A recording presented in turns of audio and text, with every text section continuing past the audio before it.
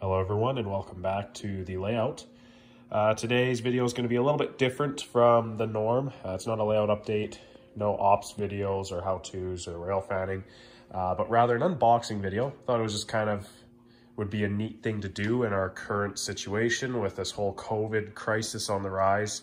Everyone's kind of bottled up at home and probably very little to do except for us modelers who are probably working on our layouts kind of like I am today.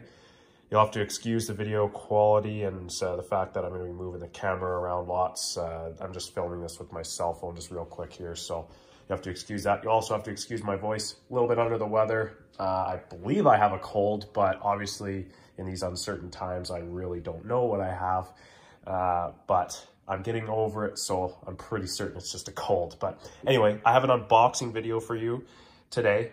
Some of you who follow my Instagram page will know that I've been buying a series of rolling stock and locomotives from an estate back east. I've been finding lots of great things, and lots of stuff that I've been looking for. So I've been really happy about that. So just real quick, this is the box that came in today. It's the largest shipment that I've received, and I have just a couple more things coming in the mail so far. Nothing new because obviously the estate's kind of locked down because of the COVID crisis. But anyway, to kick things off, the first thing that I unboxed was this BLMA 5660 covered hopper.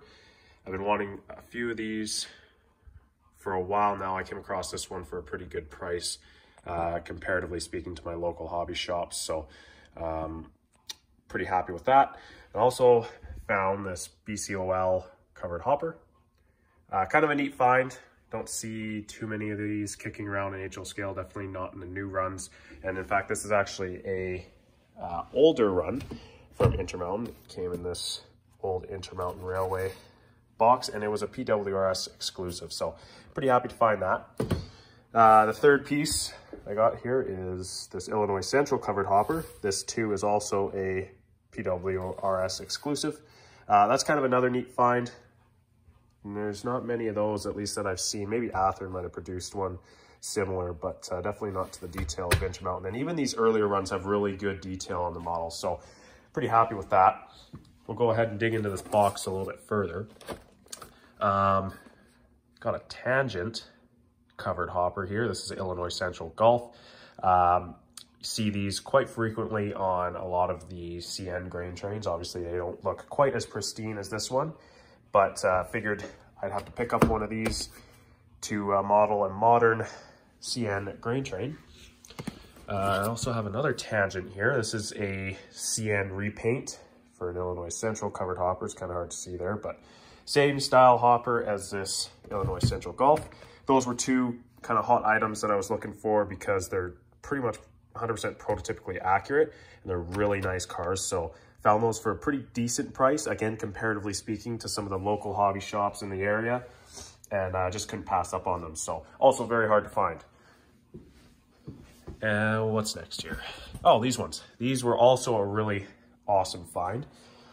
It seems to me that these kind of flew under the radar a little bit.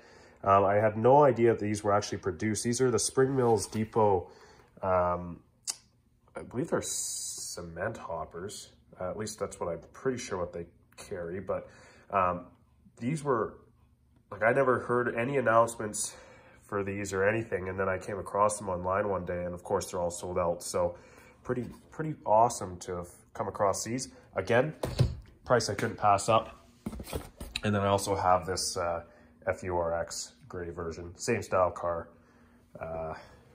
So two different variations of that. Those are also kind of rare cars. I don't see those pop up too often, and when they do pop up, they're pretty pricey. What else do we have here? Oh, okay, we have Intermountain. What is this? ACF 4653 bay hopper. There's one thing on this layout that I'm trying to collect, and that's more like just general gray hoppers, leaser hoppers, because there's a lot of color on the layout. And as great as color is on the layout and in the manifest and so forth, the fact of the matter is there's a lot of gray cars on the railroad and lots of leasing companies, which I think is underproduced for the model railroading industry. There's a lot of just, I guess, road name and road colors for like the Burlington Northern and CN Oxide Red and BNSF and those types of colors. Whereas I find that's really lacking, or I guess the models that are really lacking in terms of quantity being produced are the gray hoppers. So that ACFX hopper was a nice find.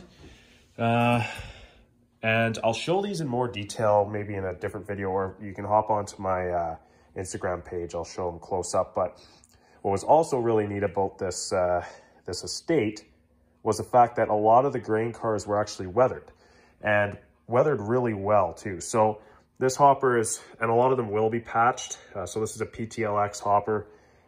I don't really know if these show up on CN, but I just like the look of the car. The patch and the weathering looked really awesome. So that was a really cool find. Just real quick to show you kind of the quality of the weathering. These are a few other cars that I picked up from the estate. So this is a NOKL patch. And this one's another one, which is NAHX there. This one isn't the greatest, but from a distance, it looks just fine. I do like the style of car. I do see a few of these on some of the CN grain trains. And then also this GACX. So really well done in terms of weathering. And again, for a price I couldn't patch up. I mean, these Intermountain cars aren't cheap, but the fact that you add the weathering job in there, which is really well done, the price I couldn't really argue with. So they were a little more expensive, but I definitely think they were worth it. This car I was really happy to find because I've actually seen maybe one or two of these on the CN grain trains as well. This is an FURX patch, and it's an X-Rock blue grain hopper. So that was kind of neat. That'll be a cool one to throw in there. As I mentioned, I'll take these out of the box later, maybe in a separate video, or you can always hop on to my Instagram channel, or sorry, Instagram page. And we have another grain hopper here, also a patch to AEX. Again, not sure if you see these pop up on CN or not, but the weathering job was neat, and I think it will be a cool addition. And you can see it's kind of a trend. There's a lot of grain hoppers, and that's kind of one of the things that I really wanted to get more of for my layout, was a variety of grain hoppers to make some prototypical grain trains, unit grain trains rather. And yeah, so I really kind of stuck to these cars to add to my collection. So again, another weathered hopper. This is an XGATX patch to RMGX.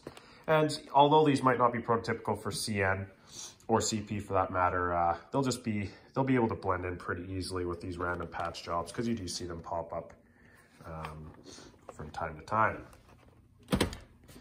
All right, and then the last of the rail cars anyway are these recently released acid tank cars from Athearn Genesis.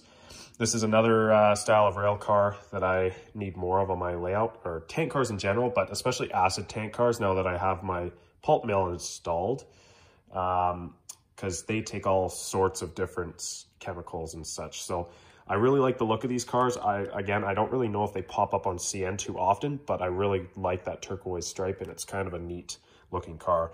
And again, brand new release. You can't really find these in Canada for any less than 160, 170 or 80 Canadian dollars plus shipping. So again, found these rather, and I'm at a loss for words today, but came across these, and again, price I couldn't pass up. So that is all for the rolling stock. So as you can see, I got a pretty good amount there. And then I got a few locomotives as a kind of a package deal. And again, price I just couldn't pass up. One other thing that I've been needing more of for this layout is smaller switching power. So I went ahead and I actually picked up 3 of these. So we got 4769 there. These are all non-sound because I will end up installing Loc sound in them. So 3 of these is a package deal. I got the 9675, 4775, and 4769. One of these is actually going to one of my good friends, Owen, who comes and runs at the layout regularly. But 2 of these are mine, plus the one I already have that was weathered by my good friend, Rob Arsenault. So I'll be good in terms of the GP40-2W power. I'll have to start collecting other things like GP9s or some of the other smaller road power like SD40s and such when they become available, obviously, because there's not many plastic models. It's all brass for those GP9s and slug units. But anyway, that is the haul. So pretty excited. Gonna be happy to get these unboxed and running on the layout.